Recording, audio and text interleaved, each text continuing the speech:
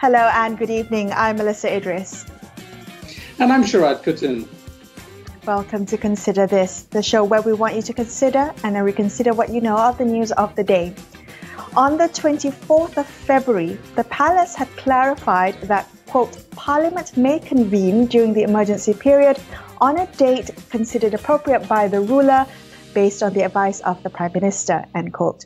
Since then, however, Parliament has remained shuttered despite ongoing calls to have it reconvene to carry out its constitutionally mandated legislative, representational and oversight functions. Will a functioning Parliament help with the effective management of the COVID-19 crisis? And what obstacles are in its way? Joining us on the show tonight to discuss this, we have the Speaker of Dewan Rakyat, Datuk Azhar Harun, or more popularly known by his pen name, Art Harun. Welcome to the show, Art. Thank you so much for joining us tonight. Now, how would you respond to the increasingly loud and growing chorus calling for Parliament to reconvene? Well, hello everyone. Assalamualaikum and very good evening. Thank you very much for having me tonight and giving me this opportunity to explain several things. First of all, we have to clear up the false narrative that has been going around. The first false narrative is that the Speaker has the power to call for Parliament to sit. That is false. I do not have the power to summon the Parliament to sit or to stop the Parliament from sitting. So that power is not with me. The second false narrative is a bit more of concern because it says only the King can summon the Parliament or only the King can stop the Parliament. That is half-truth, actually. To me, it is false. The King, of course, has the power to summon or to prorogue the Parliament, but His Majesty acts on the advice of the government through the advice of the Prime Minister. So we have to correct that. Having said so, of course, there have been calls now by various parties that the Parliament to be summoned to sit. That is up to the government of the day to make a decision. And the government of the day, in making the decision, they have decided that the best interest of the nation now calls for a state of emergency and call for also the non-sitting of the Parliament. So that is what has been done, and the King has been so advised, and the King has accepted that advice and proclaimed an emergency and passed an emergency ordinance to that effect. So there is a constitutional basis for that, and it is not for me to express any opinion on this because really I do not want to be politicized. I do not want the office of the Speaker to be politicized. That's interesting because I think many of your critics note that there might be legal issues or constitutional issues that are still need to be debated, as it were, about the various the constitutionality of the emergency, so on and so forth. But they do ask you to use your office and its moral heft to shift the conversation, to advise perhaps all the stakeholders on the value of Parliament and its function, even during a crisis like this. Is that something you're willing to weigh in on? I have engaged with the Cabinet, with politicians, and I have also actually engaged with the Palace over the matter. I do not wish to go any further than that because I do not want to be politicized. Basically, everything in Malaysia now is hotly politicized, rightly or wrongly. I do not say that it is wrong to politicize matters, and I am not going to say that it is right as well, because the situation that we are all in now is dire.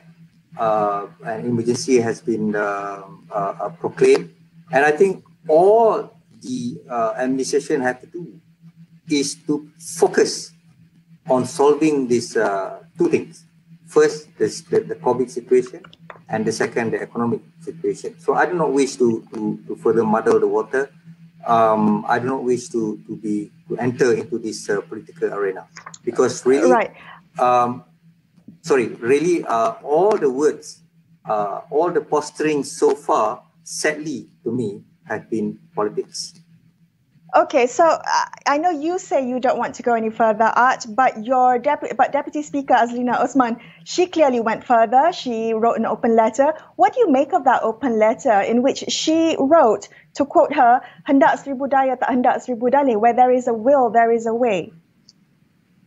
Well, you know, Yang Berhormat Datuk Sri Azlina, by deputy, with all the respect to her, she's not like me. She's a politician. So, being a politician, there is a need to adopt a certain posture, a certain positioning for political benefits.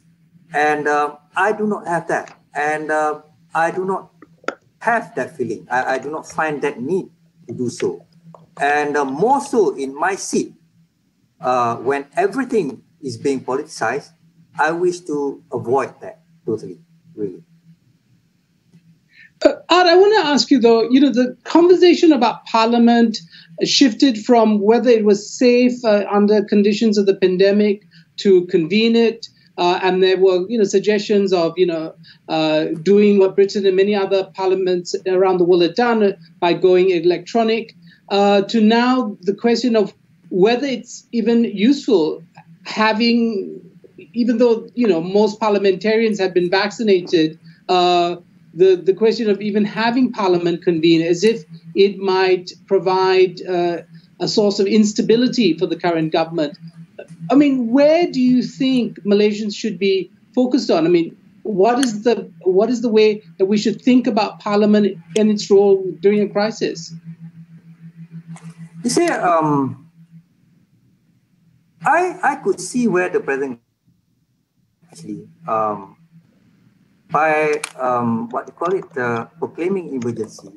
I think what was thought then was they could focus on the two dire problem that we have, actually, to solve this COVID-19 pandemic issue, and to provide a certain impetus for our economic recovery. And by suspending, so to speak, the sitting of the government, I think the sitting of the Parliament, I think the government thought that they could deal with these two issues in more timely fashion, quickly, without having to go through the normal long process of passing laws through first reading, second reading, the jawatan kuasa level, and then the third reading. Going by how the budget was so hotly debated at the political level, much more than at policy level, I think the government must have thought that, having this emergency and the cancellation of the sitting of the Parliament, the government could pass laws, could make policies to deal with these two problems more effectively and more quickly. I think that was where they came. But has it, Art? In fact, has this last 6 months proved the basic premise that emergency rule would actually make for a better management of the pandemic, when in fact we had just the opposite happen? That is for the government to analyze and to report, and not for me. But the thing is this. If we look at the numbers, of course, the numbers are quite bad now, I must say, admittedly. And various initiatives have been announced. But, everybody say the government has failed to deal with the COVID-19, the spread of the COVID-19 virus. But I think if I may be allowed to say something about the COVID-19 initiative, or rather the prevention of COVID-19 initiatives, I think we have not communitized the initiative much, we have in fact not done that at all. The enforcement, so to speak, of the various SOPs and whatever are left to the police and to the enforcement authorities. Now that creates them against us feeling on the ground. You know, there is no sense of responsibility. There is no sense of togetherness, you know, in fighting the pandemic. I think if we manage to communitize, to communitize the various initiatives, I think then there will be sense of belonging that will be a bit more effective. Art, I want to come back to the issue of parliament sittings and if and when Dewan Rakyat is able to convene again, is Parliament ready for virtual sittings, or do you foresee, having in-person sittings once again? I'm just wondering what's been done in the past 5-6 months to prepare Malaysian Parliament for virtual sittings. Okay, I have on my part instructed my secretariat, the Ketum Pentadbir Parliament, all to have a look at this methodology, technology, and to have a look also at the present regulatory framework to enable virtual sitting. We have, or rather I have been advised by the Secretariat that they have invited proposals from various contractors. They have seen the presentation by various contractors, and they have done the cost study. And in fact, tomorrow, coincidentally, we are supposed to sit down together with my deputies, three of us, me and my deputies, together with my secretariat to go through whatever proposal that have been made so far. So that is in respect of technology and methodology and the cost, the finance side of it. But apart from that, we also have to look at the regulatory and constitutional framework. My legal advisors are of the opinion that the Constitution, the federal Constitution, need to be amended to enable virtual sitting. So that's the constitutional constraint that I have, and that may need a two-third majority to do so. This and why is that? Because the federal Constitution say that those who are not present in the House cannot vote, number one. And number two, you know, every time His Majesty the King summons the Parliament, His Majesty will issue a proclamation, and that proclamation will be gazetted. And the proclamation will say the House is hereby summoned to sit from what date to what date, every day from what time to what time, and thirdly, tempat, venue. And the venue is the House of Parliament. It's physical. So right now, the Constitution, the proclamation, and the standing orders are all made on the basis that the sitting will be a physical sitting. So if we want to have virtual sitting, those need to be amended. Okay. All right. Thank you so much for joining us on the show tonight. We appreciate you joining us, sharing your insights and your perspectives. We appreciate your time. Thank you. We're going to take a quick break. We're going to take a quick break here on Consider This, but more on this topic in just a couple of minutes. So stay tuned.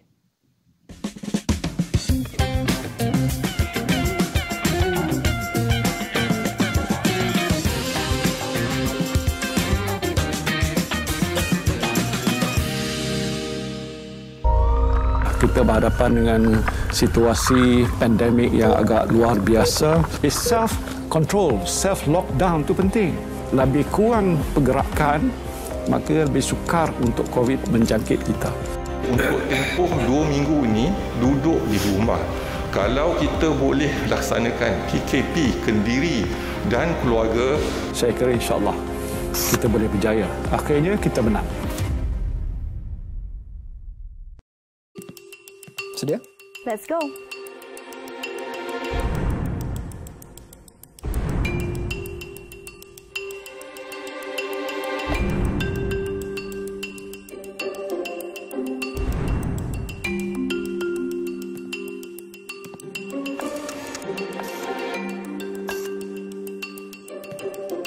Pengalaman baru di Astro AWANI. hanya di saluran 501. Perang COVID-19 masih belum berakhir. Dalam kita berusaha memutuskan rantaian wabak ini, kita jangan terpedaya dengan virus maklumat palsu. Simak fakta melalui www.astroawani.com atau aplikasi Astro Awani. Teruskan berdisiplin, ratakan lengkungan pandemik ini. Kini berwajah baru. Ini pula susulan khas pesawat Back Air di Kazakhstan. Pesawat berkenaan dilaporkan tergelincir 2 kali. Notifikasi berita terkini dan navigasi mudah. Podcast dikemas kini dengan berita dan program. Rebirth, Reformasi, Resistance and Hope. Serta video tanpa had dengan scroll tanpa henti. Buat turun aplikasi baru Astro Awani sekarang. Semua yang terjadi adalah berita, tetapi tiada siapa yang boleh bawakan yang terkini dan tergempar seperti kami. Dilihat hanya memberi wang tanpa matlamat yang...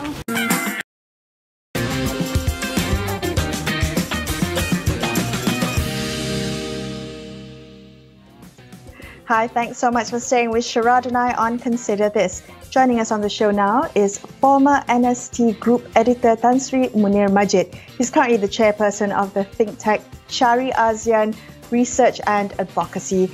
Tan Sri, welcome to the show. It's good to have you joining us tonight. I'd like to begin our conversation by citing your opinion piece that was published today with the title, Be Afraid, Be Very Afraid. In this article, you argued 3 things are required to help the country overcome this pandemic. The first, the formation of a unity government.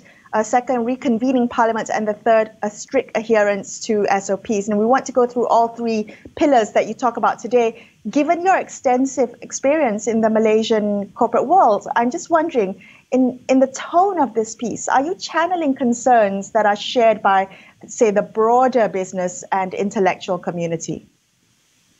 Good evening. Thank you for having me. I think it is a matter of deep concern among public intellectuals, informed public opinion, business community, and even the diplomatic community, people you talk about. Essentially, I mean, the government cannot continue to be operating as a government that's walking on thin ice, you know. I mean, you know, always thinking about what next step must I take, you know, to stay in power. You know, what step must I be careful about that might sort of get me out of power and so on, rather than, you know, sort of being focused on this God Almighty once-in-a-lifetime crisis that we are facing. I think we have to, therefore, you know, have a government which doesn't keep looking behind its shoulder, you know, to see who's about to stab it in the back. You know, a government that doesn't look forward to see how to be one step ahead of all sorts of political foes. So we need a unity government. I mean, you know, we talk about, and the government does talk itself about addressing this pandemic through a whole of government approach. Now we see there are cracks even in the whole of government approach, and what certainly there is not any whole of nation approach. That's what we need. We need a whole of government approach and a whole of nation approach together.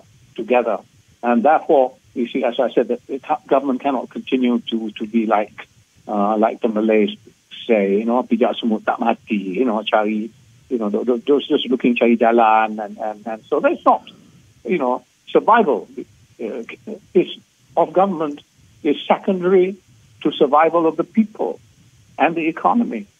And therefore, that's why I think if you have a unity government, you'll be less obsessed with that kind of survival, can focus, you know, on people's lives, can focus on the economy and not be afraid of being voted out.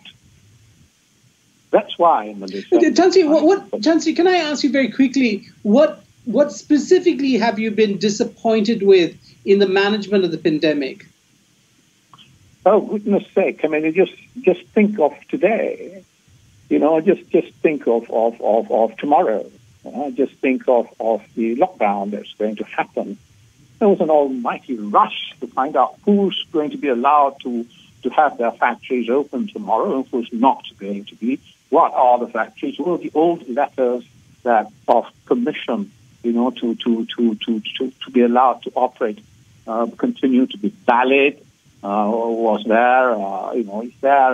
You have to inform your workers, whether they can come to work tomorrow or should come to work tomorrow. And then you have again, we had a collapse, of the system.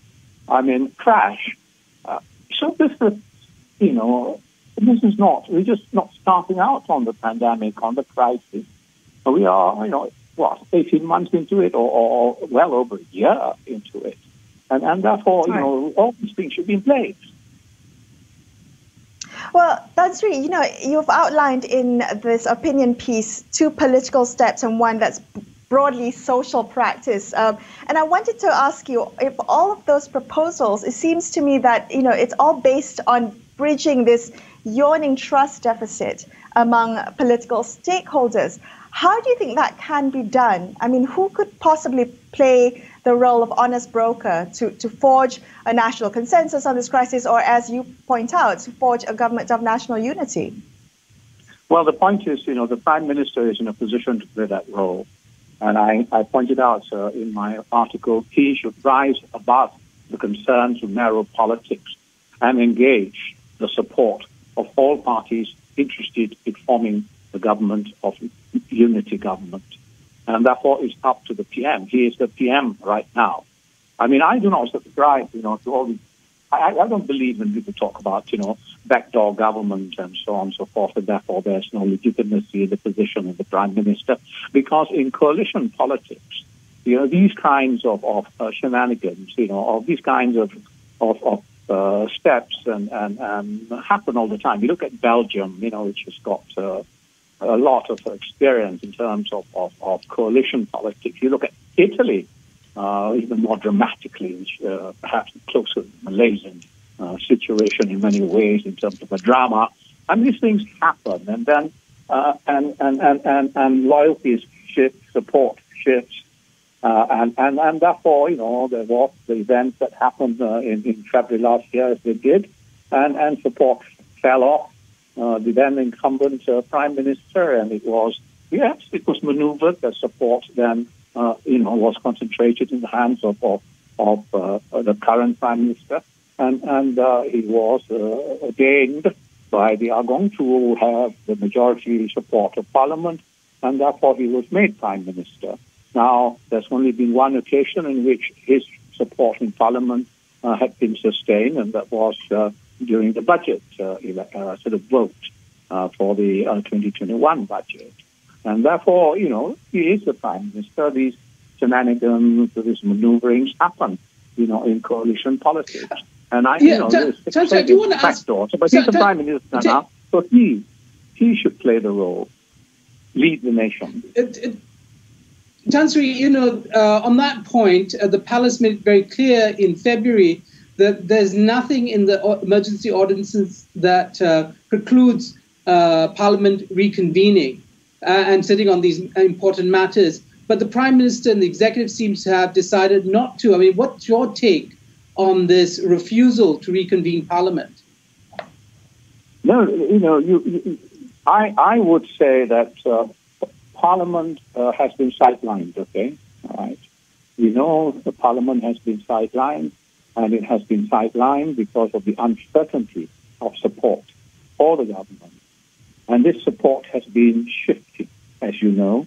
Our dear MPs are chameleons, as you know, and there are all sorts of allegations also about how their support shifts. And therefore, but this uncertainty is something which is not good for business. It's not good for the country. Everyone talks about people wanting to see confidence in the nation. Business does not like uncertainty. Now, we need to establish certain certainty,